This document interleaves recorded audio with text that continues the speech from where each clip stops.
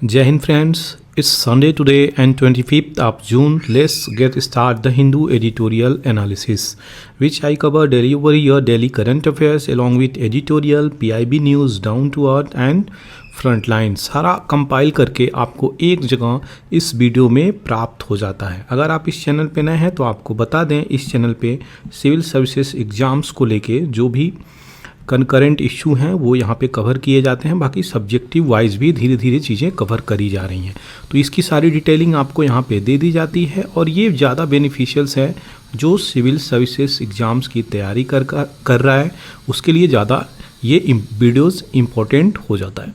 तो चलिए शुरू करते हैं। यहाँ पे हर बार की तरह यूपीएससी के प्रीवियस ईयर क्वेश्चन से, तो 2014 में आपका कमीशन जो है वो ये क्वेश्चंस पूछा था, इसकी डिटेलिंग आपको अभी दी जाएगी एक्सप्लेनेशंस के साथ। उससे पहले कुछ इंपॉर्टेंट चीज़ें हैं इस क्वेश्चन से रिलेटेड, ये भी बता दें। ये जो बॉडी है BNHS, इस बॉडी से PCS में भर भर के क्वेश्चंस पैकेट में पूछे गए हैं, क्योंकि ये बहुत इम्पोर्टेंट बॉडी है और इस बॉडी ने जो आपके फ्लोरा फौना है उन पे भी काम करता हुआ नज़र आता है। तो इसकी डिटेलिंग को समझेंगे, बाकी एक्सप्लेनेशंस को वहाँ पे बताएंगे। तो चलिए क्वेश्चंस को देखते हैं। बॉम्बे नेचुरल हिस्ट्री को लेके यहाँ पे स्टेटमेंट दिया हुआ है, कह रहा है ये एक ऑटोनोमस ऑर्गेनाइजेशंस है मिनिस्ट्री ऑफ इन्वायरमेंट के अंतर्गत। और दूसरा जो कह रहा है, strive to conserve nature through action based research, education और पब्लिक अवेयरनेस के चलते ये चीज़ करता है। और ऑर्गेनाइज करता है, कंडक्ट करता है nature trial camps for general public. कौन सा सही है इसमें ये पूछ रहा है। तो पहले में 1, 3, दूसरे में 2, तीसरे में 2, 3, चौथे में तीनों दिया हुआ है। चलिए एक्सप्लेनेशंस को इसके पहले देख लेते हैं।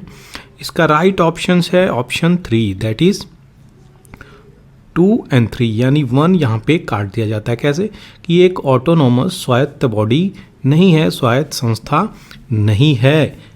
ये ऐसी बातें अगर बोल रहा है तो यहाँ पे ये अब हम लोग एक्सप्लेनेशंस को देखेंगे। तो ये लार्जेस्ट नॉन गवर्नमेंटल ऑर्गेनाइजेशंस है, सबसे पहले तो यही यहाँ पे एक्सप्लेनेशन दिया हुआ है मैंने। और ये इंगेज होता है क्या, कंजर्वेशंस में, संरक्षण करने के लिए, बायोडाइवर्सिटी रिसर्च, यहाँ पे इसको लेके ये चीज़ें होती हैं। तो पहला स्टेटमेंट आपका पहले ही गलत हो गया। दूसरा जो मिशंस इसका होता है, कंजर्वेशन ऑफ नेचर होता है, प्राइमरली क्या फोकस करता है, biological diversity through action based research, education, public awareness. इसलिए दूसरा स्टेटमेंट इसका क्लियर है और सही है।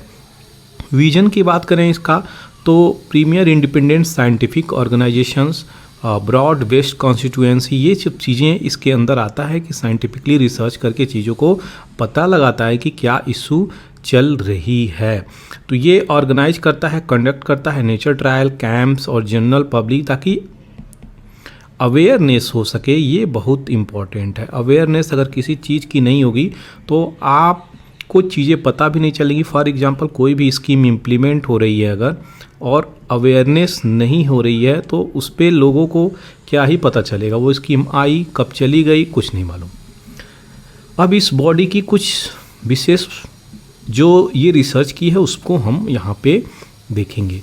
तो आपको पता होगा देश में वल्चर जो है, गिद्ध जिसे हम बोलते हैं, उनकी अचानक से जनसंख्या घटने लगी थी, बहुत ज़्यादा ग्राफ घट गया था, एक्सटिंक्ट के कगार पे चले गए थे। खास करके हिमालयन तराई बेल्ट के जो वल्चर होते हैं वो, और ये हर प्रकार के वल्चर को भारत में इम्पैक्ट करता हुआ नज़र भी आया है। तो इसका कारण पता करने वाला यही बॉडी है जो बॉम्बे नेचुरल हिस्ट्री सोसाइटी जिसका नाम है। अब ये बैकग्राउंड जो आपको बताया ये इम्पॉर्टेंट है, पीसीएस में क्वेश्चंस कई बार आए हैं आपके, इसलिए ये इम्पॉर्टेंट हो जाता है। तो यहाँ पे गिद्धों की जो वल्चर की डेथ हो रही थी वो किसकी वजह से हो रही थी, वो ये बॉडी पता लगाई। तो क्या कहता है, जो भी आपकी कैटल हैं, जानवरों को जो हम लोग पेन किलर देते थे, वो पेन किलर में डाइक्लोफेनेक एक सब्सटेंस था, जिसकी वजह से जब मांस को कंज्यूम करते थे वल्चर तो वो उनके बॉडी में ये पेन किलर पहुंच जाता था डाइक्लोफेनेक, जिसकी वजह से उनकी किडनी फेलियर हो जाती थी और वो मौत के शिकार हो जाते थे। तो किडनी फेल की वजह से वल्चर की डेथ हो जाती थी। ये क्वेश्चंस कई प्रकार से घुमा घुमा के लपेट के क्वेश्चंस पूछा गया है। तो ये जो डिटेलिंग अभी दिया आपको वो क्लियर हो जाना चाहिए। चलिए दूसरे क्वेश्चंस को डील करते हैं। यहाँ पे दूसरा क्वेश्चन में कह रहा है with reference to technology solar power productions consider the following statement. तो इसमें से कौन सा स्टेटमेंट सही है वो हम देखेंगे। तो इसका जो ऑप्शंस 4 है वो राइट है, जो कि नीदर 1 नीदर 2। तो यहाँ पे हम लोग देखेंगे नीदर 1 नीदर 2, यहाँ पे नन ऑप्शंस इसका सही है। कैसे वो चीज़ हम यहाँ पे समझेंगे। तो not a single silicon chip for solar energy is manufactured in India, ये 2014 के कंसर्न में रख के आपको आंसर दिया गया है, क्योंकि क्वेश्चंस जब चीज़ें डेवलप होती है कंट्री तो अलग अलग मैन्युफैक्चरिंग हब भी बनती हैं, तो चेंजेस चीज़ें हो जाती हैं। Every solar panel which is made in India assembled किया जाता है while all the material comes other country. तो दूसरे कंट्री से मटेरियल आती है, असेंबलिंग इंडिया में हो जाती है, तब जाके चीज़ें तैयार होती हैं। India is yet to develop semiconductor cluster, सही बात है। आज के डेट में इस पे कार्य चल रहा है, सेमीकंडक्टर कैसे डेवलप करा जाए उस पर स्कीम्स भी लेके आ रही है आपकी गवर्नमेंट। इंडिया प्लान किए हुए है $480 मिलियन के आसपास की सेटअप करी जाएगी first unit of manufacturing solar silicon cell, ताकि ये जो सोलर प्रोजेक्ट चल रहा है बहुत सारे उस पर कार्य किया जा सके। तो वर्ल्ड की लार्जेस्ट सोलर पावर प्लांट भी यहाँ पे बैठाने की बातें कर रही थी। और central electricity regulatory commissions regulate कर रहा है टैरिफ ऑफ जनरेटिंग कंपनी, ये चीज़ें सेंट्रल गवर्नमेंट के द्वारा करी जा रही हैं। सेकी क्या है? Solar energy corporation of India limited power trading licence को यहाँ पे जनरेट करता है, इशू करता है, ये चीज़ें थी। तो आपको इस स्टेटमेंट में यहाँ पे photovoltaic sales generate electricity, direct conversion of light into electricity, ये सारे स्टेटमेंट यहाँ पे गलत पाते हुए हमको दिखता है। आगे बढ़ते हैं यहाँ पे लेक्स की तरफ। तो जो लेक्स आपको यहाँ पे दिखाई जाती है, भोज वेटलैंड, भोजताल, खलाली reservoir, lower lake, Sirpur lake और तवा लेक, ये सारे कहाँ पे हैं? ये सारे आपके मध्य प्रदेश में लेक हैं, जो कि इम्पोर्टेंट हैं ये सारे, इसलिए मैंने आपको यहाँ पे दे दिया। आपको बता दें ये मेरा चैनल है, इसको लाइक शेयर सब्सक्राइब और बेल आइकन को दबाना बिल्कुल भी नहीं भूलें, ताकि जो भी वीडियोस यहाँ पे अपलोड होती हैं वो उसकी नोटिफिकेशंस आपको आसानी से प्राप्त हो सके और आप इस वीडियो को देख सकें। आपको बता दें मेरा टेलीग्राम भी चैनल है, इस वीडियो की सारी PDF वहाँ पे प्राप्त करी जा सकती है एक जगह पे, जो कि आपकी रिवीजन पर्सपेक्टिव से बहुत ही ज़्यादा इम्पॉर्टेंट हो सकता है। तो इसको आप ज्वाइन कर सकते हैं, टेलीग्राम का लिंक डिस्क्रिप्शन बॉक्स में दे दिया जाता है। चलिए आगे बढ़ते हैं यहाँ पे न्यूज़ की तरफ। तो जो भी न्यूज़ और फैक्ट हैं कुछ आज वो हम देखेंगे। तो न्यूज़ और फैक्ट यहाँ पे देखेंगे वो क्या है सबसे इम्पोर्टेंट। तो एक वैगनर मर्सिनरी फोर्स है जो कि रसिया की फोर्स थी, अब इसको थी ही बोला जाएगा क्योंकि ये जो रिबेल ग्रुप है आज के डेट में रसिया का ही कमांड नहीं मान रही है।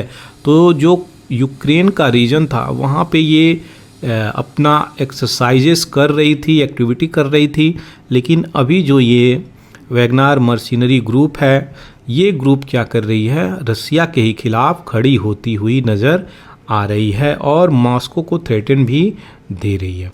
ये कब पता चला? जब रसिया के फोर्स भी यहाँ पे गए हुए थे यूक्रेन में, और ये फोर्स तो कार्य कर रही थी प्राइवेटली, लेकिन जब ये रसिया के कमांड को नहीं फॉलो करी और वापस उसी पर कूच करती हुई नज़र आई, तो जिसके कारण ये चीज़ें निकल के आई। तो ये वैगनर एक private army captured military headquarters south Russia में ये चीज़ें कर रही है, और प्राइवेट आर्मी होने के बाद भी ये चीज़ें अब जो है रसिया के खिलाफ चली गई है और रसिया के खिलाफ चली गई है। देखते हैं किस प्रकार से रसिया यहाँ पे डील करता हुआ नज़र आएगा, व्लादिमीर पुतिन किस प्रकार से इसको डील करता हुआ नज़र आएंगे, और ये एक सिविल वार की तरफ यहाँ पे दिखाता हुआ नज़र आ रहा है। तो कहीं ना कहीं बहुत बड़ा मिलिट्री चेंज हो गया है यहाँ पे। किस प्रकार से इस यूक्रेन और रसिया की लड़ाई को डील किया जाए ये भी देखने योग्य बातें हैं। दूसरी तरफ जो इम्पोर्टेंट न्यूज़ निकल के आ रही है कि अगर कोई भी मिसमैच पाया जाता है आपके नाम में मनरेगा का जॉब कार्ड पे, तो आपको आधार और जॉब कार्ड पे कोई भी मिसमैच पाया जा रहा है तो आपको यहाँ पे जॉब नहीं मिल पाएगा। तो ये एमजी नरेगा से रिलेटेड है। बहुत इम्पोर्टेंट जो भी चीज़ें हैं यहाँ पे बहुत इम्पोर्टेंट है, क्योंकि देखिए जो भी लोअर तबके के लोग हैं वो यहाँ पे रोज़गार के लिए जॉब के लिए जाते हैं ताकि उनकी पर डे की जो अर्निंग है वो हो सके और अपनी जीविका को घर को चला सके। तो यहाँ पे एक दिन कमाते हैं तो दूसरे दिन का खर्चा निकलता है, ऐसे लोग ये लोग हैं। तो यहाँ पे अगर हम नाम की वजह से इनको रोक देते हैं तो ये एथिकली बहुत सही नहीं लग रहा है। आपका क्या विचार है ज़रूर कमेंट सेक्शंस में लिखिएगा। ये एमजी नरेगा से अगर ये टॉपिक आया हुआ है तो इसकी डिटेलिंग को हम लोग पहले देख लेते हैं एमजी नरेगा की बैकग्राउंड में जाके, क्योंकि क्वेश्चंस की डिटेलिंग बैकग्राउंड से ज़्यादा बनती है। तो इसका पूरा नाम Mahatma Gandhi national rural employment guarantee act 2005, जो कि एमजी नरेगा ये चीज़ें आती हैं 2005 में एक्ट। सबसे पहले जो पास हुआ था ये एक्ट वो नरेगा के नाम से था, लेकिन 2009 में इसको एमजी नरेगा कर दिया गया।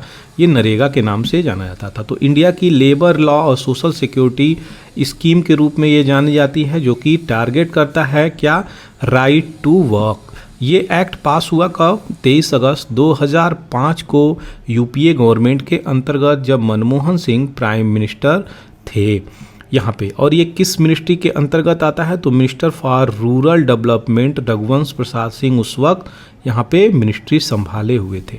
क्या इसका उद्देश्य है वो हम देख लेते हैं। तो इन्हेंस करता है लिवलीहुड, लोगों की जीविका को और सिक्योरिटी को रूरल एरियाज में बढ़ाते हुए नज़र आता है। तो क्या ये केवल रूरल एरिया को टारगेट करता है, नहीं, ऐसे भी अर्बन एरिया जहाँ पे बहुत सारी इश्यूज हैं वहाँ पे भी ये फोकस करता है। तो ये क्वेश्चंस कई बार भी करे गए हैं, इसलिए आपको यहाँ पे मैं क्लियर कर देता हूँ। तो rural area by providing at least 100 day of ways employment in a financial year, एक साल में आपको 100 दिन का एटलीस्ट रोज़गार यहाँ पे प्राप्त होगा। अगर ऐसा नहीं होता है तब आपको भत्ता दी जाएगी। 15 दिन के अंदर ये चीज़ें आप अप्लाई कर सकते हैं, आपको अलाउंसेस भी प्राप्त होगा। अब वुमेन्स गारंटी 1/3 ऑफ जॉब यहाँ पे गारंटी करता है कि 1/3 जो जॉब है वुमेन को दी जाएगी एमजी नरेगा के अंतर्गत। एमजी नरेगा के अंतर्गत ड्यूरेबल एसेट भी बनाने की बातें बोली जाती हैं, जैसे कि रोड, कैनाल, पॉन्ड्स, वेल्स, ये सब जो चीज़ हैं लंबे समय के लिए एसेट के रूप में समाज में क्रिएट हो जाती हैं। 5 किलोमीटर के अंदर जॉब देने की बातें बोली जाती हैं। एक्ट जो है प्रपोज किया गया था 1991 में पीवी नरसिंहा राव के समय, लेकिन सफलता हासिल नहीं हुई थी। MG NREGA implemented mainly by gram panchayat, यानी लोअर लेवल पे ये चीज़ें इम्प्लीमेंट करी जाती हैं, लोअर से अपर लेवल तक इंफॉर्मेशंस भेजी जाती हैं, यानी ग्राउंड रूट से, ये ग्रॉस रूट से चीज़ें चलती हैं ऊपर। एक्ट जो है शुरुआत हो गया था 2 फरवरी 2006 से। क्वेश्चंस यहाँ से कई बार आए हुए हैं, यहाँ से भी कई बार क्वेश्चंस आए हुए हैं। मिनिस्ट्री और पासिंग ऑफ द एक्ट से भी क्वेश्चंस कई बार आए हुए हैं। 2 अक्टूबर 2009 से यहाँ से भी क्वेश्चन आए हुए हैं। 2009 में इसका एमजी नरेगा के नाम पे, महात्मा गांधी के नाम पे नरेगा को रख दिया जाता है। ये थी सारी डिटेलिंग पीआईबी न्यूज़ के रिगार्डिंग को लेके जो इश्यू अभी आपके चल रहा है कि किस प्रकार से नाम अगर गड़बड़ी हो जा रही है तो आधार, कई सारे ऐसे स्टेट निकल के आ रहे हैं जो यहाँ पे जॉब देने से मना भी कर दे रहे हैं। तो ये सारी इश्यू है। यहाँ पे अमित शाह क्या बोल रहे हैं कि जो भी impositions of the president rule Manipur की डिमांड कर रहे हैं ये उचित नहीं है, ये कोई ऑप्शंस नहीं है, समाधान नहीं है। तो मणिपुर में जो वायलेंस चल रहा है रुकने का नाम नहीं ले रहा है, वो सारी इश्यू है। आइडल विंग सीआईडी तमिलनाडु की जो पुलिस है यहाँ पे अभी क्या रिकवर करी है, तो चोला एरा ब्रॉन्ज की शिवा पार्वती, नटराजा, सुंदर पार्वती, नचियर, ये सारी जो है 16 मूर्तियाँ यहाँ पे यूएस के क्रिस्टी ऑक्शंस में, यहाँ पे यूएस के जो ऑक्शंस हो रहा था, बोली लग रहा था, वहाँ के क्लीवलैंड म्यूजियम और क्रिस्टी ऑक्शंस हाउस से, वहाँ से रिकवर करती हुई नज़र आई है। तो चोला एरा टेम्पल की चीज़ें हैं, याद रखिएगा। आगे बढ़ते हैं, कुछ पीआईबी न्यूज़ हैं। तो यहाँ पे 75 साल के कोट्टापन की यहाँ पे जो डेथ हो गई, उसकी वजह से केरला में कुछ सनसनी भी फैल गई। तो पर्सनालिटी न्यूज़ नहीं है, ये क्या हो रहा है ये न्यूज़ में ज़्यादा चल रहा है। तो क्या है ये, तो जो मुस्लिम कौम है अपना, वो मुस्लिम कौम की जो मस्जिद होती है वहाँ से वो कोई भी मुस्लिम की डेथ होती है तो वहाँ पे वो अनाउंस करते थे। लेकिन अभी केरला क्या कर रहा है, वो कोई भी हिंदू, मुस्लिम, ईसाई, सिख कोई भी हो, मैटर नहीं करता है रिलीजन को, वहाँ पे वो क्या कर रहे हैं, इशू कर रहे हैं, अनाउंस कर रहे हैं कुछ किसी का भी डेथ हो जा रहा है। तो यहाँ पे एक हिंदू का डेथ हुआ है जिसका नाम, जो ओल्ड कुट्टापन यहाँ पे 75 साल के थे, यहाँ पे इनका डेथ हुआ है और मुवत्तपुर टाउन में केरला में पड़ता है। तो जमात कमेटी जो यहाँ पे डिसाइड की है कि इनकी भी मृत्यु को भी यहाँ पे करा जाएगा और हिंदू को भी यहाँ पे कंसीडर किया जा रहा है। तो ये एक नया इनिशिएटिव है, इसलिए ये न्यूज़ में आ गया है। तो केरला में चीज़ें चल रही हैं और मॉस्क जो मस्जिद है वहाँ से अनाउंसमेंट हो रही है, हिंदू के भी मर जाने पे, मुसलमान के भी मर जाने पे, बहुत सारे ऐसे लोगों के मर जाने पर भी ये चीज़ें अनाउंस हो रही हैं। तो कहीं ना कहीं सेकुलर कैरेक्टर का एक उदाहरण ये भी हो सकता है। आगे बढ़ते हैं। अरिकोम्पन एक हाथी का नाम है। ये हाथी पिछले 3 महीने से काफ़ी न्यूज़ में है। ये हाथी उथल पुथल मचाते हुए नज़र आ रही है केरला तमिलनाडु के बॉर्डर पे। लेकिन जब से इसको मुद्दनथुरई वाइल्ड लाइफ सेंचुरी तमिलनाडु के आसपास छोड़ा गया, तब जाकर, जो कलक्कड़ के आसपास पड़ता है और केरला से, तब जाकर ये चीज़ें थमी हैं। क्योंकि ये हाथी जो है, पहली बात प्रॉपर देख नहीं पाती थी, पार्शियली ब्लाइंड थी, उसकी वजह से अपने फूड को आसानी से जहाँ मिलता था वहाँ पे जाके ये चीज़ें इस्तेमाल करती थी। तो जाहिर सी बात है अपने फूड इसको वहीं पे मिलेगा जहाँ पे पीपल रहेंगे, क्योंकि आसानी से प्राप्त करना है तो वहाँ पर जाती थी और ये उथल पुथल थोड़ा मचा देती थी, जिसकी वजह से लोगों को हार्म होता था, बहुत सारी प्रॉब्लम को भी फेस करना पड़ता था। तो इसको कई बार रीलोकेट किया गया। ये हाथी न्यूज़ में है, याद रखिएगा। आगे बढ़ते हैं। यूएस और इंडिया की जो डिटेल डीलिंग हुई है, डिफेंस की डीलिंग, उसकी सारी डिटेलिंग को हम यहाँ पर देखेंगे, वो सारी चीज़ों को यहाँ पर देखा जाएगा।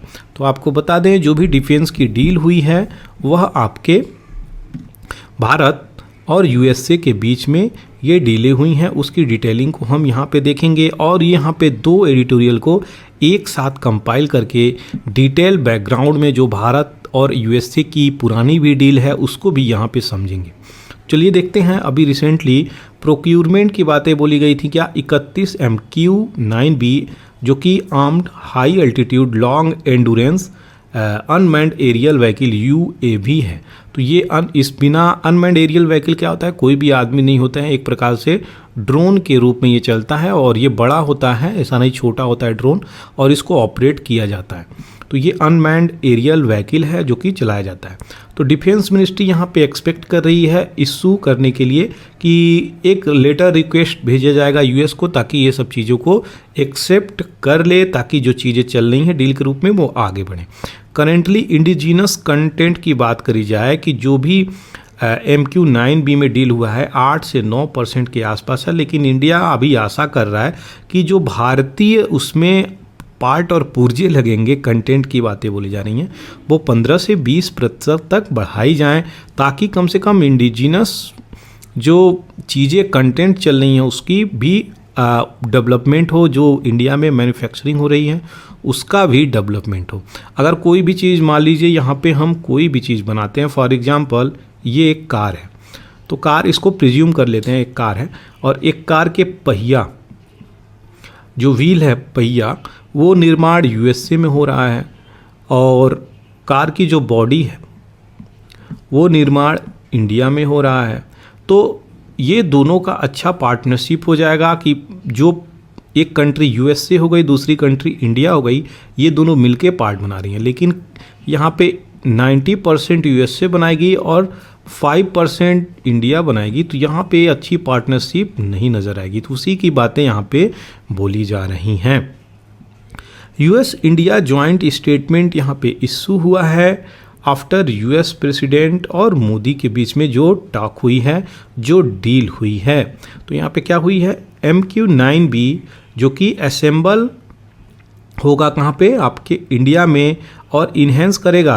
अगर एक बार ये चीज़ें हो जाती हैं तो इन्हेंस करेगा मिलिट्री के इंटेलिजेंस की, सर्विलेंस की, रिकग्नाइजेंस की। तो कैपेबिलिटी ऑफ आर्मी ये जो है बढ़ता हुआ नज़र आएगा। वो भी हर डोमेन में ये चीज़ें चलती हुई नज़र आएंगी। यहाँ पे ऐसी बातें बोली जा रही हैं।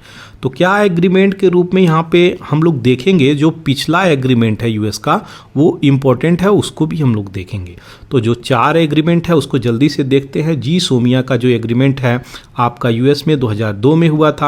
ये क्या है? General security of military informations agreement. तो जो भी इंफॉर्मेशंस की शेयरिंग होगी मिलिट्री में वो आपस में चीज़ें पॉसिबल हो सकती हैं। दूसरा जो आया ये 2002 में आया, ये भी याद रखिएगा। क्वेश्चन ये चारों से पूछा हुआ है, बहुत इंपॉर्टेंट है यहाँ पे, इसलिए बोल रहा हूँ। तो 2002 में जी सुमी आया, लेमो आया 2016 में 29 अगस्त को। ये परमिट कर रहा है मिलिट्री के किसी भी कंट्री को यहाँ पे कि आप जो भी बेस होगा सप्लाई करेंगे, कैरी आउट करेंगे, रिपेयर करेंगे। यहाँ पे लॉजिस्टिक की बातें बोली जा रही हैं। तो लॉजिस्टिक सपोर्ट यहाँ पे बाइंडिंग करेगी इधर कंट्री और रिक्वायर होगी individual clearance for each request. तो बाइंडिंग होगी और क्लियरेंस भी रिक्वायर होगी प्रत्येक कंट्री के ऊपर, तभी क्लियर हो जाएगी। जो चीज़ें बाइंडिंग है वो क्लियरेंस हो जाएंगी, तभी चीज़ें इशू और इम्प्लीमेंट होंगी।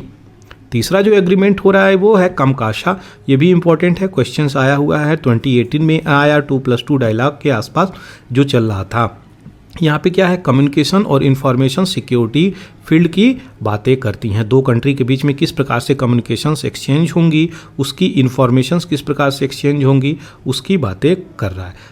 चौथा जो आया वो है बेका, बहुत इंपॉर्टेंट है 2020 में। तो ये क्या है? बेसिक एक्सचेंज और कोऑपरेशन एग्रीमेंट है। परमिट करता है कि किस प्रकार से एक्सचेंज किया जाए अनक्लासिफाइड और controlled unclassified geo spatial product. तो टोपोग्राफिकल, नॉटिकल और aeronautical data product services between India और US national geo special intelligence agency. तो इनको लेके जो आपस में चीज़ें शेयर होंगी वो बेका के थ्रू यहाँ पे होंगी। और ये जो प्रोडक्ट और जियो स्पेशियल की बातें बोली जा रही हैं, इनको लेके एरोनॉटिकल को लेके ये सब डाटा की बातें बोली जा रही हैं। आगे बढ़ते हैं। यहाँ पे जेट इंजन की जो डील हुई है उसको भी हम देखेंगे। अब जो एडिटोरियल में यहाँ पे निकला है, तो जो जेट इंजन की डील हुई है ये अनाउंस किया गया है मोदी जी के द्वारा, यूएस प्रेसिडेंट के द्वारा। और यह किसी भी प्रकार से ये nuclear deal, civil nuclear deal से कम नहीं माना जा रहा है इसको। ये इतनी बड़ी एक अचीवमेंट के रूप में भारत में देखा जा रहा है। तो वाशिंगटन और दिल्ली और क्लोज होते हुए नज़र आए हैं, फ्रेंडशिप से और आगे एक एलाइज की तरफ बढ़ते हुए नज़र आ रहे हैं। ध्यान रहे, भारत इंडिया जो है यूएस का एलाइज नहीं है, लेकिन एक फ्रेंडशिप के रूप में अभी तक था, लेकिन उससे अब आगे बढ़ने का प्रयास दोनों कंट्री के द्वारा चल रहा है। दूसरी तरफ बातें बोली जा रही हैं, यह बहुत ही अच्छी चीज़ें हैं। न्यूक्लियर डील की अगर बात करें यहाँ पे तो probably fair better than nuclear deal. तो जो न्यूक्लियर डील था उससे भी अच्छी ये चीज़ें बोली जा रही हैं यहाँ पे, क्योंकि एक्चुअल जो कॉमर्शियल डील होगी ना बिटवीन किस कंपनी के, तो ये दोनों कंपनी का नाम बहुत इंपॉर्टेंट है, याद रखिएगा। तो जीई फॉर जनरल इलेक्ट्रिक और हाल तो अपने इंडिया की जानते ही हैं हिंदुस्तान एरोनॉटिकल लिमिटेड। तो इनमें ज्वाइंट प्रोडक्शंस की बातें बोली जा रही हैं। किसको? तो GEF41। तो यही है, यहाँ से क्वेश्चंस बन सकता है, कंफ्यूज नहीं होइएगा। तो ये जेट इंजन इंडिया में आएगा और आपको किसको रिप्लेस करता हुआ नज़र आएगा, अभी आपको आगे बताया जाएगा वो किसको रिप्लेस करेगा। यही जो इंजन है वो आपके लाइट कॉम्बैक्ट हेलीकॉप्टर में यूज होगा। इंडिया की टेक्नोलॉजी करेंटली बात करी जाए तो ये अवेलेबल है, जो अभी ये इंडिया को दे रहा है ये टेक्नोलॉजी, वो अभी अवेलेबल है ओनली 3 कंट्री में, जैसे कि रसिया हो गई, यूनाइटेड किंगडम हो गई, फ्रांस हो गई। तो यहाँ पे ये चीज़ें 3 कंट्री में है, इसलिए ये जो डील है काफ़ी इम्पोर्टेंट मानी जा रही है इंडिया के पर्सपेक्टिव से, खासकर आर्मी के पर्सपेक्टिव से, इक्विपमेंट डेवलपमेंट के पर्सपेक्टिव से। तो आर्मी का भी अपग्रेडेशन हो जाएगा, इंडिया में मैन्युफैक्चरिंग प्लांट लगेंगे, इंडिया के लोगों को जॉब मिलेगा, ये सारी चीज़ें निकल के आ रही हैं। Jet engine deal could defeat some of the scepticism. तो यहाँ पे क्या सेप्टिसिज्म है, जो प्रीवियस बिग टिकट की बातें बोली जा रही हैं इंडिया यूएस डील की, वो डील प्रॉपर तरीके से डील नहीं हुई है। लेकिन अभी 6 न्यूक्लियर रिएक्टर आंध्र प्रदेश में यहाँ पे जो बातें बोली जा रही हैं उस डील को देखा जाए तो 2009 में ये चीज़ें चल रही थी और held up by the Indian regulations. तो इंडियन रेगुलेशंस के द्वारा इसको दर दबोची गई थी यहाँ पे। और दूसरी चीज़ें जो बातें बोली जा रही हैं, Petronet Tellurian deal for investment in LNG project. LNG project में 2019 में ये यहाँ पे हाथे लगी थी, लेकिन DTTI क्या है यहाँ पे ये बातें बोली जा रही हैं। तो डिफेंस टेक्नोलॉजी ट्रेड इनिशिएटिव है फ्रेमवर्क, जो ज़्यादा सफल नहीं हुई 2012 से 19 में, और ये कहीं ना कहीं कैंसिल होती हुई भी नज़र आ रही हैं। US एक्सपोर्ट की रेगुलेशंस के ऊपर ये चीज़ें बनी हुई थी। आगे इसमें क्या सिग्निफिकेंट है, क्या महत्वपूर्ण इम्पोर्टेंट है इस डील में, उसको हम देखेंगे, और क्या इसका समय है उसको हम देखेंगे। तो डील जो है अगर चलता है, आगे बढ़ता है, तो यहाँ पे ट्रांसफ़र तो हो ही रही है entire engine, almost entire engine यहाँ पे ट्रांसफ़र होती हुई नज़र आ रही है, जो कि अच्छी बात है। और इंजन डेवलपमेंट एग्रीमेंट यहाँ पे जो होनी है वो वर्कआउट इन 2012 बिटवीन GE और हाल। तो ये F414 इंजन 58% अब ट्रांसफ़र कर रही थी टेक्नोलॉजी, लेकिन अभी और ज़्यादा परसेंटेज में यहाँ पे आगे बढ़ती हुई नज़र आ रही है। तो ओल्डेस्ट एंड लार्जेस्ट डेमोक्रेसी के बीच में ये चीज़ें डील हो रही हैं। US और इंडिया यहाँ पे आगे बढ़ते हुए नज़र आ रहे हैं एलाइज की तरफ, याद रखिएगा। जो क्रिटिकल टेक्नोलॉजी है US की, वो भारत में आता हुआ नज़र आ रहा है, और जिससे इंडियन इंडस्ट्रीज बोथ पब्लिक और प्राइवेट को एक चांस मिलेगा कि वो अपने चीज़ों को बूस्ट करे, अपग्रेड करे, और स्किल सिग्निफिकेंट भी भारत में ज़रूरी होगी किस प्रकार की इसको मैन्युफैक्चर करी जाए। तो ये जो चीज़ें हैं इम्पॉर्टेंट है, यहाँ पे ये याद रखने वाली चीज़ें हैं कि किस प्रकार से यहाँ पे जो डील हुई है उसको हम आगे भी किस प्रकार से ले सकते हैं। क्या भारत में उस प्रकार सा इंफ्रास्ट्रक्चर है, स्किलिंग है, इसको अपग्रेड करके हम आगे बढ़ सकते हैं क्या। देखिए, अगर टेक्नोलॉजी वो ट्रांसफ़र कर रहा है तो भारत के पास जो आपका लाइट कॉम्बैक्ट हेलीकॉप्टर है वो भी प्रॉपर होनी चाहिए, तब जाके टेक्नोलॉजी ट्रांसफ़र हो पाएगी। ये भी एक बातें हैं। क्या टाइमलाइन है, तो बात करी जा रही है 414 की इंजन की, जो कि long chosen to the power the LCA MK2। तो ये 414 ही है जो LCA light combat aircraft MK2 जो बनाया गया है हाल के द्वारा HAL, यहाँ पे GE का, जी मतलब जनरल इलेक्ट्रिक कंपनी का, यहाँ पे टेक्नोलॉजी इसमें ट्रांसफ़र होगा। तो अगर क्वेश्चंस आ जाए तो क्लियर होना चाहिए, कंफ्यूज नहीं होइएगा।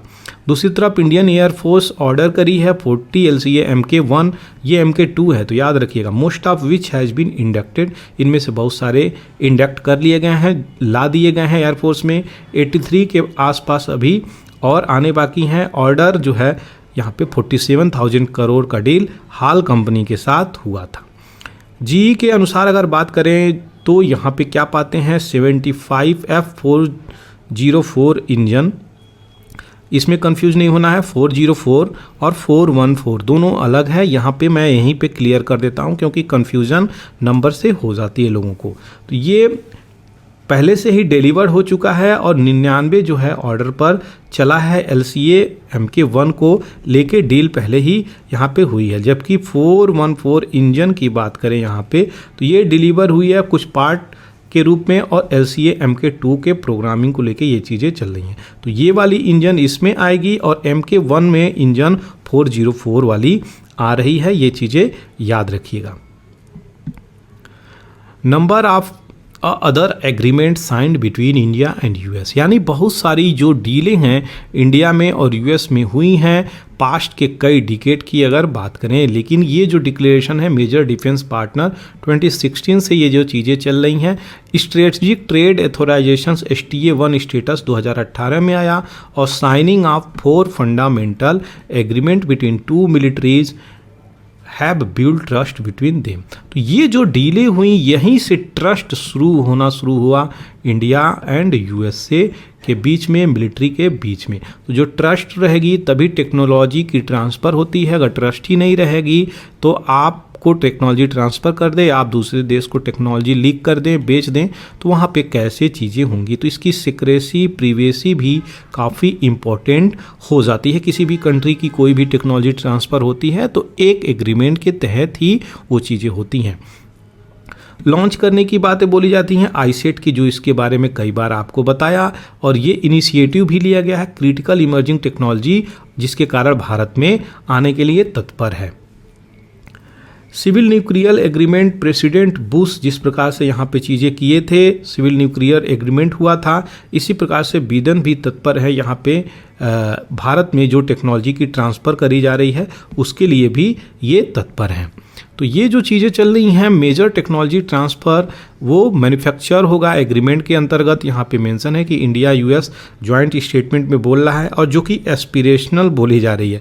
तो कुछ लोग एस्पिरेशनल बोल रहे हैं कि यहाँ एक सोसाइटल अपग्रेडेशंस होगी, एक भारत का तबका ऊपर होगा, यहाँ पे ऐसी बातें बोली जा रही हैं। तो ट्रांसफ़र ऑफ टेक्नोलॉजी यहाँ पे जेट इंजन की होगी। माइक्रॉन कंपनी जो चिप बनाती है वो कंपनी यहाँ पे है आपके पास। तो ये सारी चीज़ें यहाँ पे चल रही हैं। Potential road block is our capability to absorb technology. दूसरी तरफ जो टेक्नोलॉजी ट्रांसफ़र हो जा रही है तो हम लोगों की क्या पोटेंशियल है, कहीं हमारी ही पोटेंशियल हमारी बैरियर तो नहीं है। क्यों? क्योंकि अगर स्किलिंग नहीं होगी, इंफ्रास्ट्रक्चर नहीं दे पाएंगे, हम डेवलप नहीं कर पाएंगे, ये सारी इशू यहाँ पे हो जाएगी। तो पार्टनरशिप जो ज्वाइंट मैन्युफैक्चरिंग है वो एक सही चीज़ें हैं, उसको सही प्रकार से ले जाने की ज़रूरत है। तो ये थी सारी डिटेलिंग, इंडिया यूएस की डिटेलिंग, डील को, जेट को लेके, और सारी बैकग्राउंड जो एग्रीमेंट हुई है चारों, उसको मैं यहाँ पे कंपाइल कर गया। तो दो एडिटोरियल को एक जगह पे अच्छे से कंपाइल करके और बैकग्राउंड इन्फॉर्मेशन रख के जहाँ से यूपीएससी कोर क्वेश्चंस उठा सकती है वो आपके सामने मैं रख दिया। तो चलिए आगे बढ़ते हैं। यहाँ से नए न्यूज़ और फैक्ट के लिए कुछ बचे हैं, उसको हम देखेंगे यहाँ पे।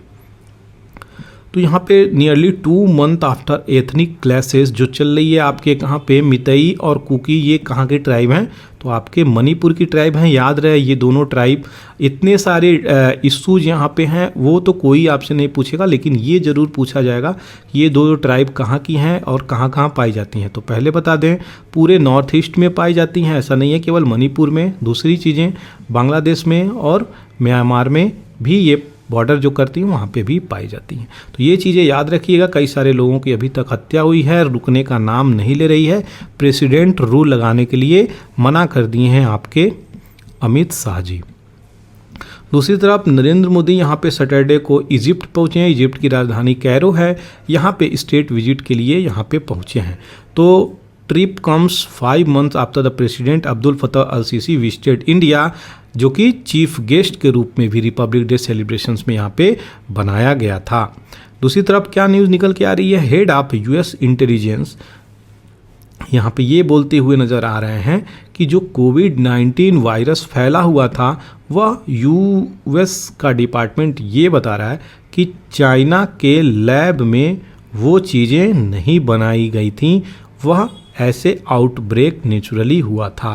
तो यहाँ पे वो चीज़ें बताए रहे हैं, यहाँ पे वुहान के रिसर्च लैब में जो रिसर्च हुआ है यहाँ पे ये चीज़ें निकली हैं। तो यूएस की इंटेलिजेंस डिपार्टमेंट यहाँ पे ये बोल दी है। डोनाल्ड ट्रंप तो इसको चाइना वायरस के नाम से ही बोलने लगे थे, इसलिए अभी आपको चीज़ें क्लियर हो गई होंगी। इंडिया की पहली इंडिजिनस डेवलप्ड mRNA वैक्सीन, जो कि बहुत इंपॉर्टेंट है, क्वेश्चन यहाँ से बनेगा और बनेगा ही बनेगा। और डोमिनेंट है किस बीमारी के लिए? तो ओमिक्रॉन जो वेरिएंट है भारत में कोरोना की, उसको लेके, ये ओमिक्रॉन वेरिएंट कहाँ से आई थी? तो साउथ अफ्रीका से आई थी, याद रखिएगा ओमिक्रॉन वेरिएंट।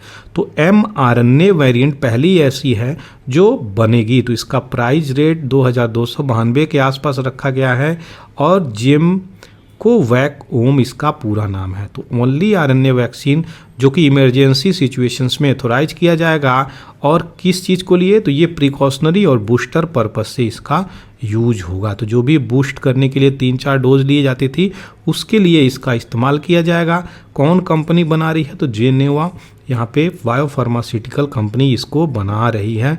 क्या नाम है? जेमकोवैक। तो याद रखिएगा इसका नाम इम्पोर्टेंट है, जेमकोवैक ओम, ये चीज़ें याद रखिएगा। ART से न्यूज़ निकल के आ रही है, ये क्या है? तो असिस्टेड रिप्रोडक्टिव टेक्नोलॉजी रेगुलेशंस। जो भी मेल फीमेल इनफर्टिलिटी के शिकार होते हैं उनको इस टेक्नोलॉजी के द्वारा बेबी कंसीव करने में मदद करी जाती है। सेरोगेसी में भी इसका इस्तेमाल किया जाता है ताकि जो कपल्स हैं उनके भी बच्चे हो सके, वो भी बच्चे के सुख से अनुभूति ले सकें। तो यहाँ पे इसके लिए बहुत ही अच्छी टेक्नोलॉजी थी, लेकिन मिनिस्ट्री अभी 2023 में इसके रूल्स रेगुलेशंस को चेंज करती हुई नज़र आई है। वो क्या कि जो पेरेंट्स हैं वो एक डोनर से चीज़ें कर सकते हैं। जो डोनर हैं वो क्या होगा, एक बार एक ही चीज़ें डोनेट करेगा। तो जो यहाँ पे डोनेशंस होती हैं वो क्या होती हैं, तो आपको बता दें यहाँ पे oocytes फीमेल के द्वारा और स्पर्म जो है मेल के द्वारा यहाँ पे डोनेट किया जाता है, जिसके द्वारा टेस्ट ट्यूब बेबी या फिर इंजेक्शन से इंजेक्ट करके इंसेमिनेशंस किया जाता है। तो आप तब जाकर के कहीं ना कहीं यहाँ पे बेबी कंसीव होता हुआ नज़र आ रहा है। लेकिन यहाँ पे क्या नया प्रोविज़न लेके आ रहा है वो यहाँ पे देखने योग्य बातें हैं। तो न्यू जो प्रोविज़न है ART की वो इम्पोज करेगा सीधे सीधे restrictions on the number of times a donor male और फीमेल कैन डोनेट स्पर्म और oocytes। तो स्पर्म मेल के लिए, फीमेल के लिए oocytes in either lifetime. तो पूरे लाइफ टाइम में एक बार ही वो डोनेट कर सकते हैं। डोनेशंस को बिजनेस अब बिल्कुल भी कोई नहीं बना पाएगा।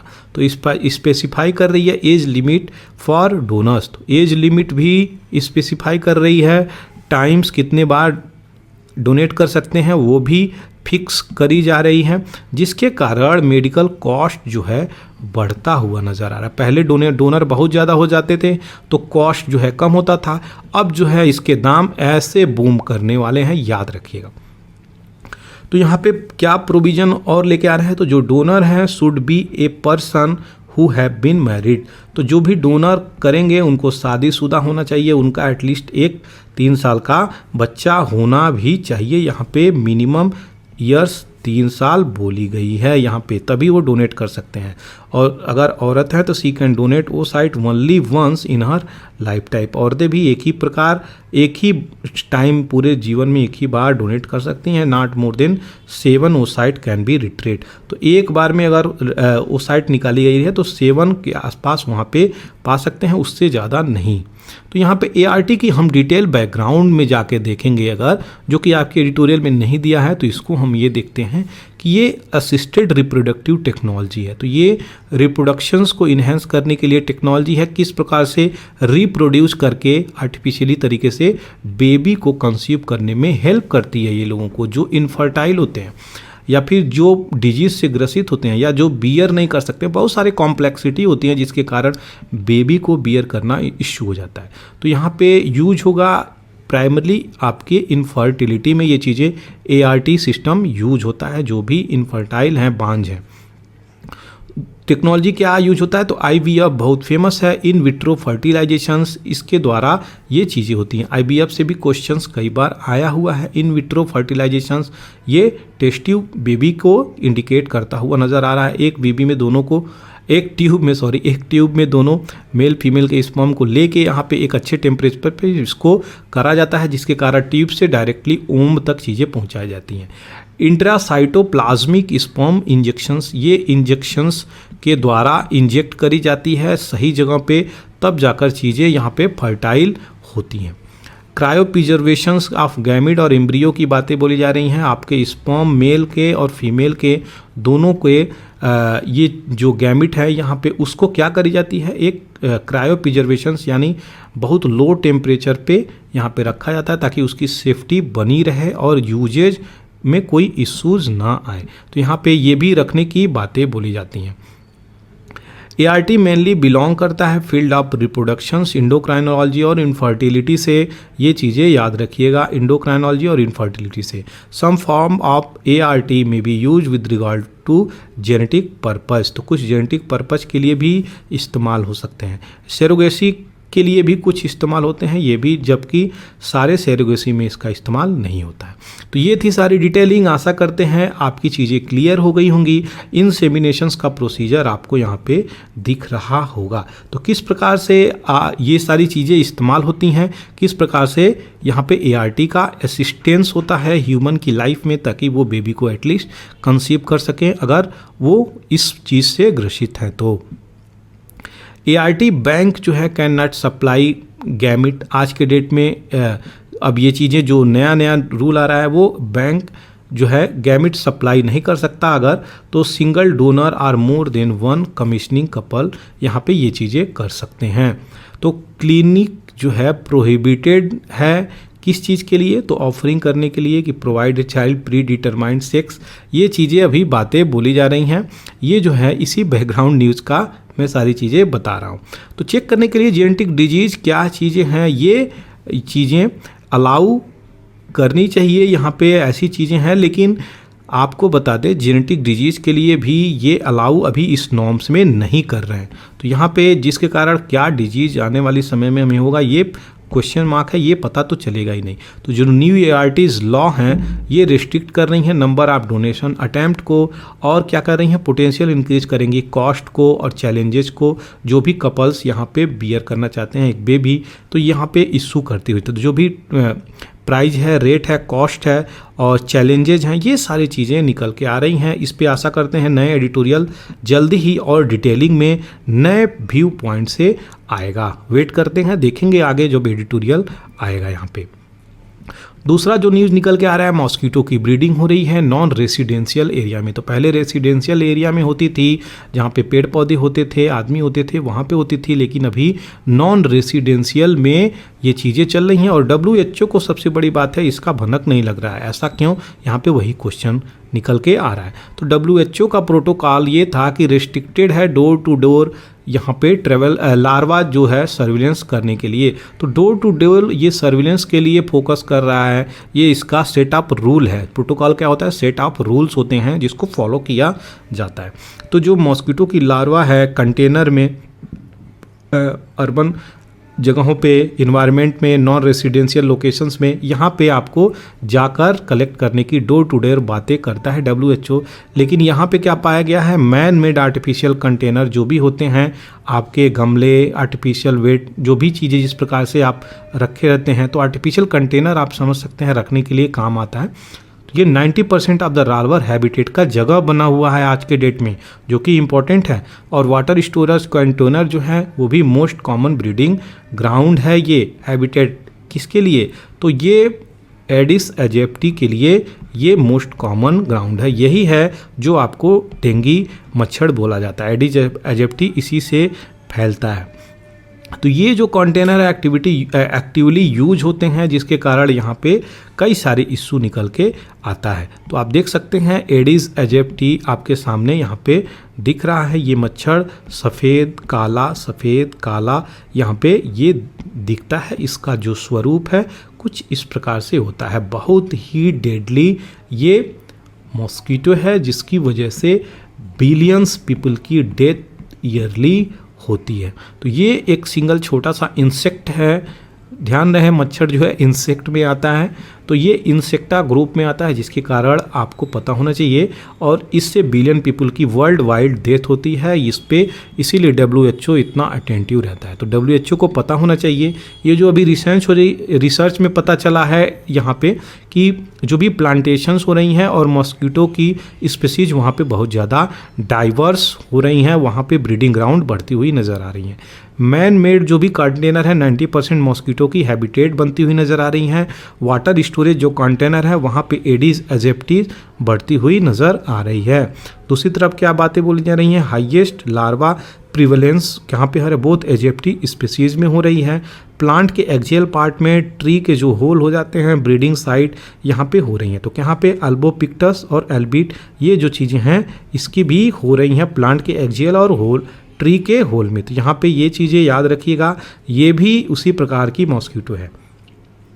एडिस एजिप्टी, एडिस एल्बोपिक्टस 28% और 55% के आसपास वेटेज रख रही हैं। मैड मेड माइक्रो हैबिटेट यहाँ पे प्ले कर रहा है इकोलॉजिकल रोल मॉस्किटो की ब्रीडिंग में। तो जो ग्राइंडिंग स्टोन्स कहीं कहीं रखे जाते हैं वो भी एक हैबिटेट बनता हुआ नज़र आ रहा है। देख सकते हैं ऐसे फेंके सड़े पदार्थ में यहाँ पे पानी कैसे इकट्ठा हुआ गमला के आसपास, यहाँ पे कंटेनर कैसे है, यहाँ पे ये सारी चीज़ों के लिए एक नीट एंड क्लीन उनके लिए वातावरण, ऐसे जगहों पे नीट एंड क्लीन उनका वातावरण बन जाता है उनके लिए, और वो हैबिटेट बन जाता है आपके मॉस्किटो के लिए, खासकर एडिस एजिप्टी के लिए, जो कि 55% के आसपास यहाँ पे वेटेज रख रहा है, जिसके कारण यहाँ पे लोगों की डेथ भी होती हुई नज़र आ रही है। तो ये सारी डिटेलिंग थी, आशा करते हैं क्लियर हो गई होंगी इसको लेके। अब आगे बढ़ते हैं। प्रोकारियोट लेड टू यूकारियोट, तो प्रोकारियोट से यूकारियोट तक हम लोग बढ़ें, उसकी डिटेलिंग आज न्यूज़ थोड़ी सी आई है उसको कवर करेंगे। तो जो ऑर्गेनिज्म है प्लांट ऑन अर्थ पे, ये ब्रॉडली डिवाइडेड हैं। आपके जो भी अर्थ पे जो भी प्लांट्स हैं ब्रॉडली डिवाइडेड हैं क्या, प्रोकारियोट और यूकारियोट में। पहले हम यूनिसेलुलर थे, अब do not have any organelles, तो ये यूनिसेलुलर के पास कोई ऑर्गेनेल्स नहीं होते हैं, जैसे कि मिटोकॉन्ड्रिया। ऑर्गेनेल्स क्या होते हैं, छोटे छोटे पार्ट एक बड़े में यहाँ पे जो भी होते हैं ऑर्गेनेल्स होते हैं। तो यहाँ पे mitochondria DNA is not package in nucleus, तो यहाँ पे न्यूक्लियस में पैकेज नहीं होते हैं। यूकारियोट्स हैव मिटोकॉन्ड्रिया, तो यूकारियोट के पास मिटोकॉन्ड्रिया है, प्रोकारियोट के पास मिटोकॉन्ड्रिया नहीं है। डिफरेंसेस याद रखिएगा, क्वेश्चन यूपीएससी से बने हैं, पीसीएस एग्जाम्स में भर भर के क्वेश्चंस पूछे गए हैं, तो ये इंपॉर्टेंट है। तो डीएनए पैकेज यहाँ पे होता है, न्यूक्लियस होता है, most of them complex multicellular यहाँ पे होते हैं। 50 साल पहले की बात करी जाए तो सबसे टॉप यूनिसेलुलर ऑर्गेनिज्म जो कि अर्चिया क्या होता है, ये यही है। प्रोकारियोट यूकारियोट को लेके यहाँ पे बातें बोली जा रही हैं। They are shown to have different line of descent as compare to bacteria, तो ये चीज़ें दिखाई जा रही हैं, ये चीज़ें आपको बताई जा रही हैं। अब क्या देखेंगे, प्रोकारियोट और यूकारियोट की बैकग्राउंड डिटेल देखेंगे ताकि क्वेश्चंस बने बाबा तो वहाँ पे छूटे ना। तो प्रोकारियोट यूकारियोट में क्या अंतर है, तो ये यूनिसेलुलर होते हैं, ये मल्टीसेलुलर होते हैं। न्यूक्लियस पुअरली डिफाइंड होता है due to absence of nuclear membrane, तो न्यूक्लियस यहाँ पे पुअरली डिफाइंड होता है, यहाँ पे वेल डिफाइंड होता है, और न्यूक्लियर मेम्ब्रेन भी होता है। तो यहाँ पे दोनों चीज़ें लगभग नहीं होती हैं, यहाँ पे दोनों चीज़ें लगभग होती हैं, ये चीज़ें याद रखिएगा।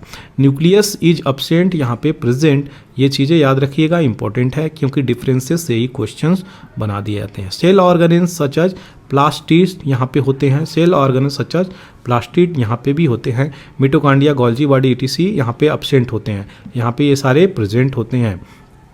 Bacteria and blue algae are prokaryotic cell, तो जो भी बैक्टीरिया हैं और ब्लू ग्रीन एल्गी हैं वो प्रोकारियोटिक में आते हैं। प्रोकारियोटिक का यहाँ पे पिक्चर दे दिया हूँ, सेल वाल, पीलस, न्यूक्लियोटाइड, फ्लैजेलम, यहाँ पे ये चीज़ें दिखती हैं। साइटोप्लाज्म, रिबोसोम, प्लाज्मा मेम्ब्रेन, तो ये तीनों आपके यहाँ पे भी पाए जाते हैं। यूकारियोटिक सेल्स में भी golgi apparatus, nucleus, endoplasmic reticulum, mitochondria, lysosomes.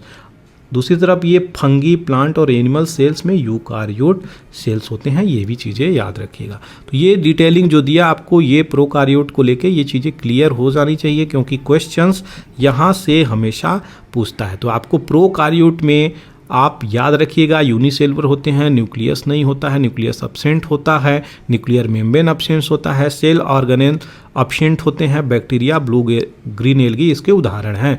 इसके फंगी, प्लांट, एनिमल बड़े बड़े ये उदाहरण हैं, और इसमें सेल ऑर्गेनेल्स प्लास्टिड प्रेजेंट होता है, न्यूक्लियस लास्ट प्रेजेंट होता है, और इसमें न्यूक्लियस जो है न्यूक्लियर मेंबर दोनों होते हैं। मोस्ट यूकारियोट मल्टी सेलुलर होते हैं, यानी एक सेल के नहीं बहुत सेल के होते हैं, ये एक सेल के बने होते हैं। चलिए आगे बढ़ते हैं। यहाँ पे चाइना पाकिस्तान का न्यूक्लियर डील जो चल रहा है उसको लेके डिटेलिंग को अच्छे से देखेंगे। अपने ही पड़ोसी में जो चीज़ें चल रही हैं वो चीज़ें हमें पता होना चाहिए।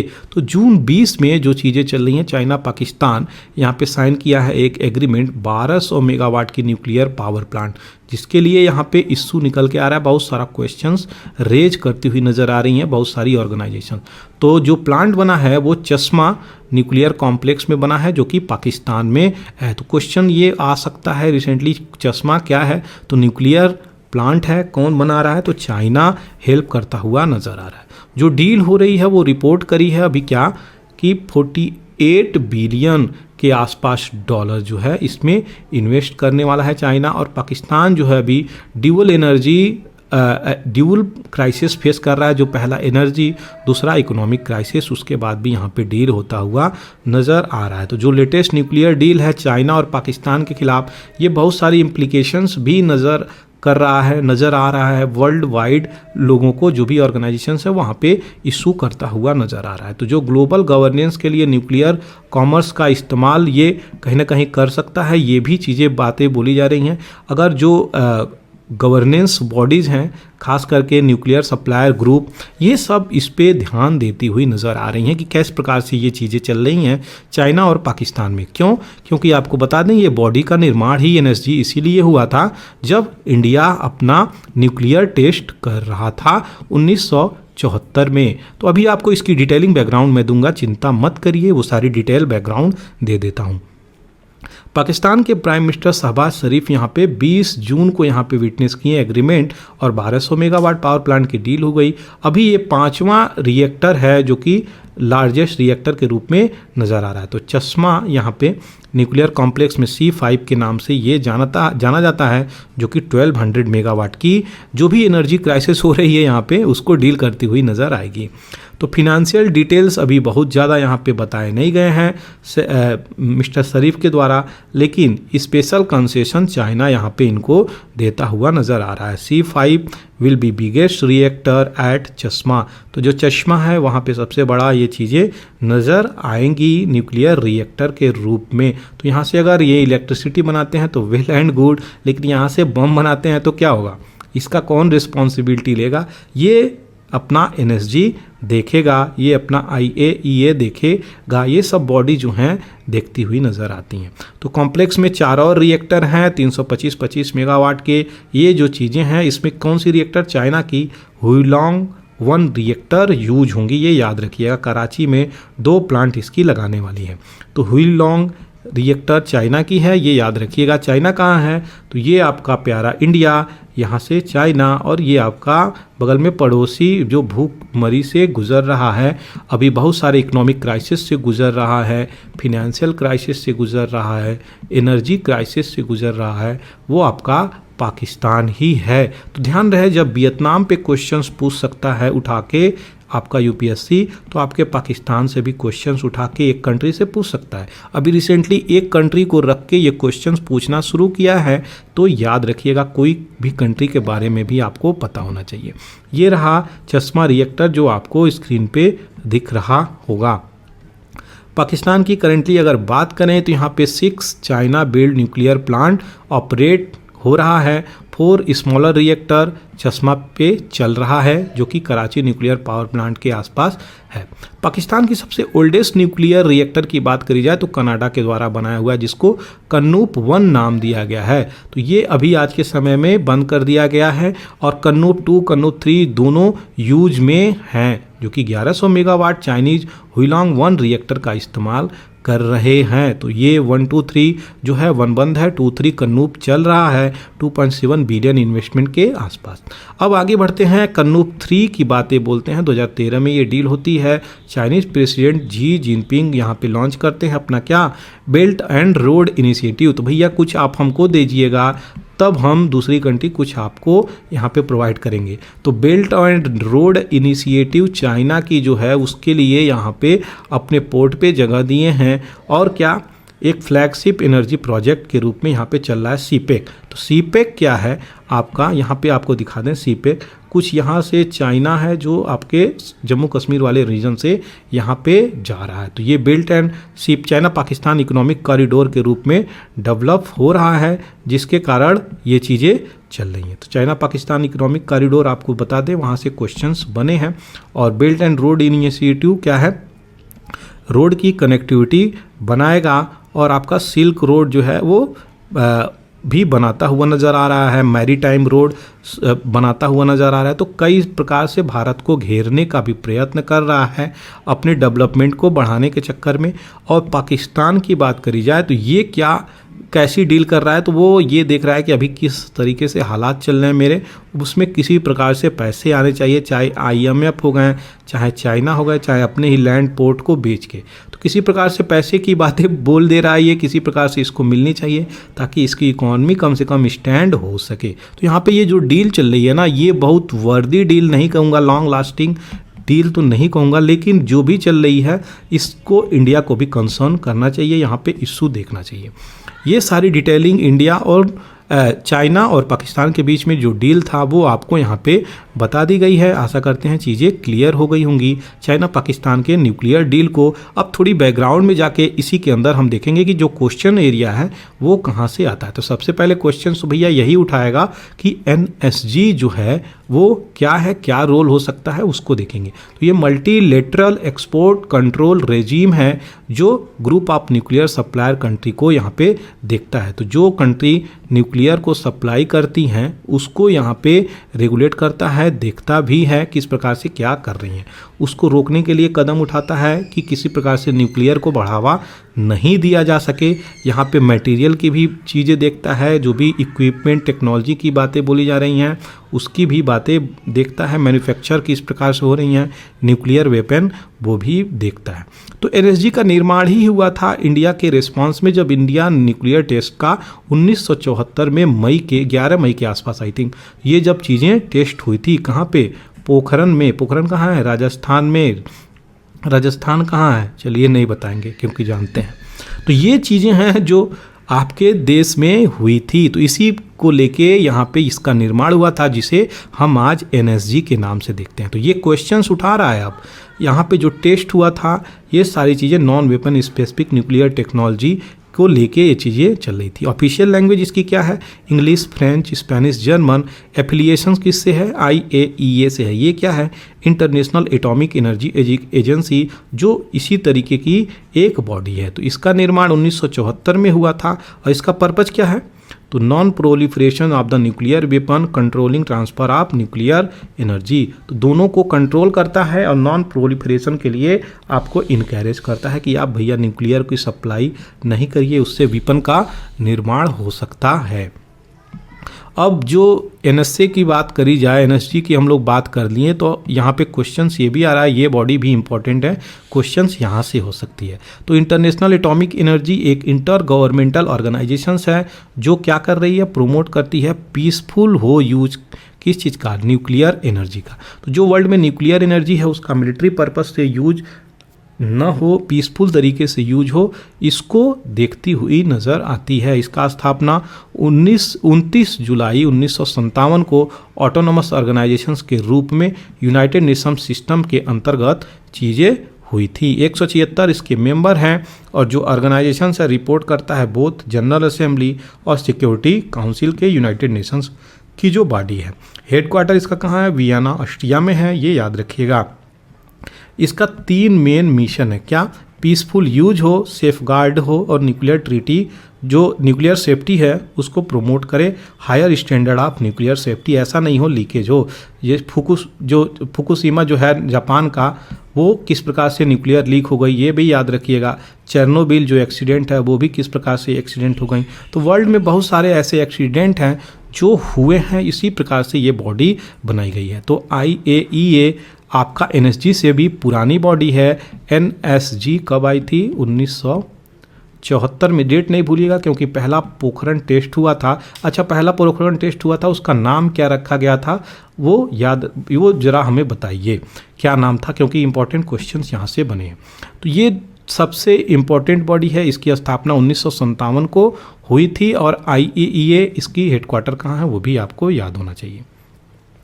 तो चाइना का जो सिविलियन न्यूक्लियर प्रोजेक्ट है वो पाकिस्तान के साथ अभी जो चल रहा है वो स्क्रूटनी पे आ गई है, क्योंकि NSG इसमें अपना तूक भिड़ा चुका है। ये भी इसको देख रहा है किस प्रकार से ये प्लोरिफिकेशंस करने वाले हैं, क्या क्या कार्य करते हुए नज़र आ रहे हैं। तो चाइना जो ज्वाइन किया था 48 मेंबर के साथ 2004 में, और ये NSG को बाध्य है कि ये फैलाएगा नहीं, वेपन को आगे नहीं बढ़ाएगा, न्यूक्लियर वेपन की बातें बोली जा रही हैं। तो ये चीज़ें सारी चीज़ें थी जो चश्मा 3 चश्मा 4 रिएक्टर को बहुत पहले ही निर्माण करने की बातें बोली जा रही हैं। और यहाँ पे दूसरी चीज़ें क्या बोली जा रही हैं, ग्लोबल जो रूल्स है, जो गवर्न करती है न्यूक्लियर की, किस प्रकार से व्यापार होगी, कॉमर्स होगी, उस पर भी क्वेश्चंस उठाती हुई नज़र आ रही है।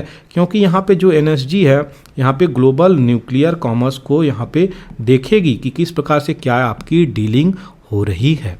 ये थी सारी डिटेलिंग। आशा करते हैं बैकग्राउंड न्यूज के साथ सारी डिटेलिंग क्लियर हो गई होंगी।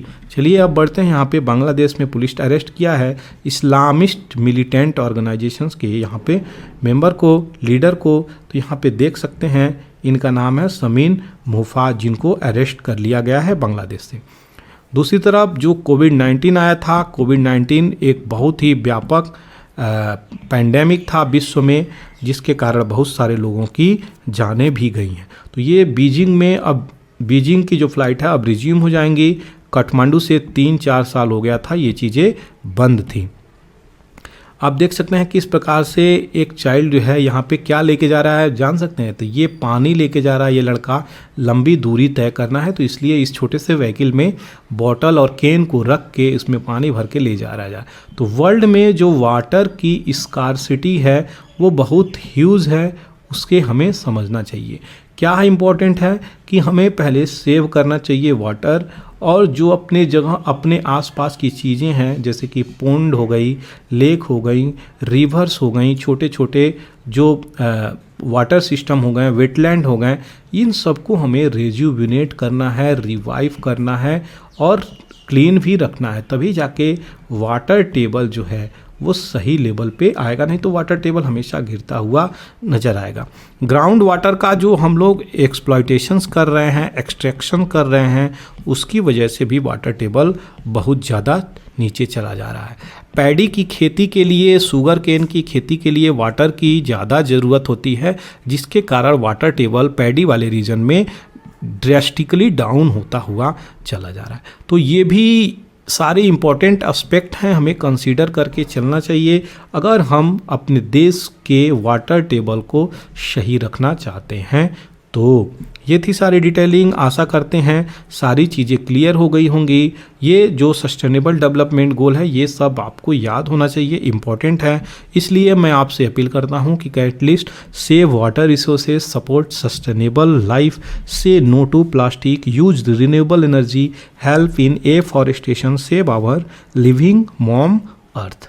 ये सारी मेरी अपील है आप लोगों से। आशा करते हैं ये सारी चीज़ें आपको अच्छी लगी होंगी। अगर अच्छी लगी हो तो चैनल को सब्सक्राइब कर सकते हैं, फ्रेंड के साथ शेयर कर सकते हैं। Thank you for watching the Hindu editorial analysis bye पूरा एकेडमी। जय हिंद, जय भारत।